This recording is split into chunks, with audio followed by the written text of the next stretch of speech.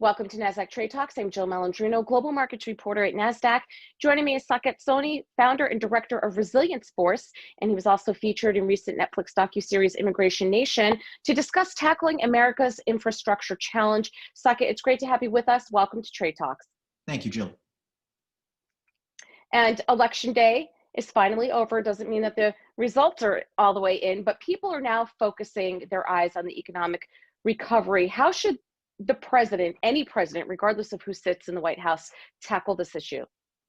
With great ambition. You know, America is facing its three most profound and consequential questions all at once. How are we going to prepare for the climate crisis? How are we going to overcome the pandemic? And how are we going to put millions of people, tens of millions of people back to work? And so this next American president has a once-in-a-generation opportunity that we can't afford to squander to solve all three problems at once. It can be done, but it will need all of the reserve and resolve of the country. The good news is the talent is there. We have people in communities ready to work, ready to do it in a safe way given the pandemic, ready to rebuild America. And that's what the economic recovery is going to need to be based on. That's the place the jobs are going to come from, is putting the country back together again after COVID and the climate crisis. You lead Resilience Force. Tell us about that. Who are these workers? Sure. You know, in the last 15 years, we've seen communities and cities across America battered again and again by hurricanes, floods, and fires.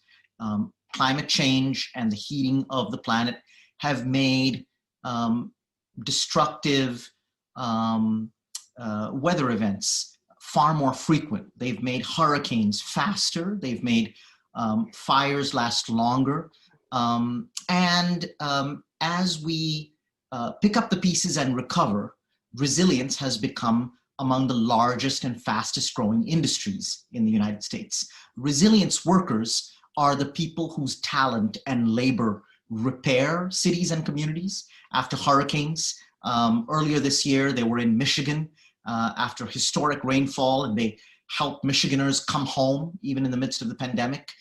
This year, there were 6 hurricanes that hit Louisiana. The resilience workforce is out there right now rebuilding cities like Lake Charles.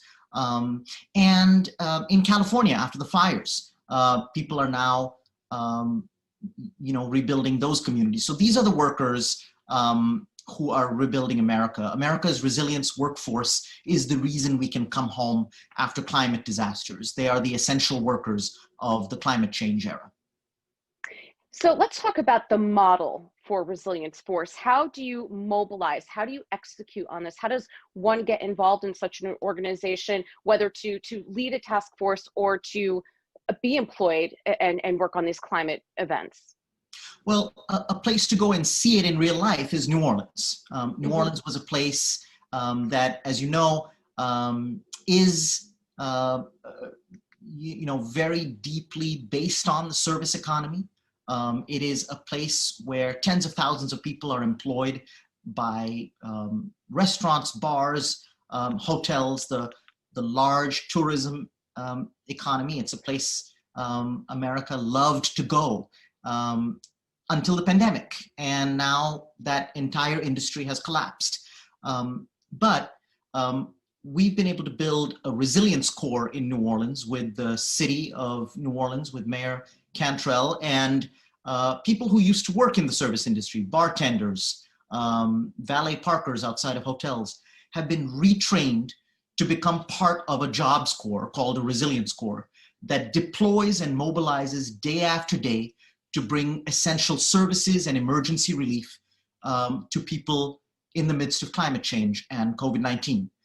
Resilience workers in New Orleans are getting much needed community care and emergency health services to people evacuated from hurricane zones, to people deep in neighborhoods where they are essential workers and therefore more at risk of coming into contact with someone who has COVID-19. A core of community health workers is now expanding in New Orleans. It's a model that many cities could follow. It's also a model that can be scaled up and one day employ millions of Americans.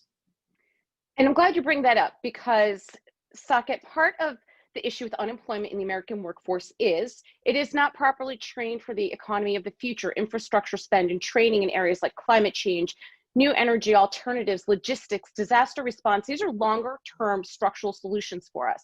So Resilience Force sounds like it's a way to train the American workforce and not make them dependent solely on tourism or service work. Well, you're right. The entire country needs to be retrofitted to become more adaptive, to face into our climate future. Um, we talk about homes needing to be stronger, roofs that were built in the 1980s and 1990s, roofs that peel off when hurricanes hit, being replaced with stronger, more resilient material. Entire cities where roads need to be rebuilt, pavements need to be turned more absorbent. And that's just the physical infrastructure. We also need to make more adaptive our healthcare infrastructure, our educational infrastructure. All of this requires workers. And climate change, even as we push to mitigate climate change, we will continue to have hurricanes, floods, and fires in the next few years. So, the way to make our nation more adaptive is really to employ 1 million people or more and put them in this resilience industry.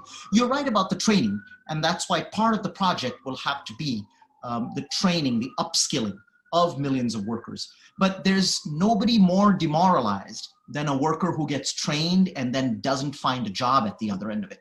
So the other thing we need to do is create those jobs. The organization that can do that at scale is the government of the United States of America. The person who can do that with the stroke of a pen is the president.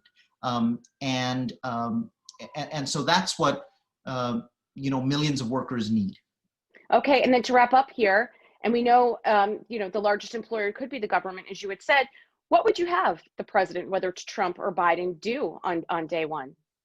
Well, on day one, we'd have the president announce the creation of a New Deal era style resilience corps, a large scale American jobs corps that could employ tens of thousands and eventually millions of Americans to bring their time and their talent and their labor to the work of putting the country back together again in places like Lake Charles, Louisiana, that has had 2 hurricanes in 6 weeks this past hurricane season. In places like Michigan, where historic rainfalls broke 2 dams and flooded large towns. In places like that, where schools and hospitals and homes need to be rebuilt and made stronger to face future storms, we would have the next president announce this program and set out to build it. Just have to get that bipartisan buy-in. That's always the tricky part. Saket, thanks so much for joining us on Trade Talks.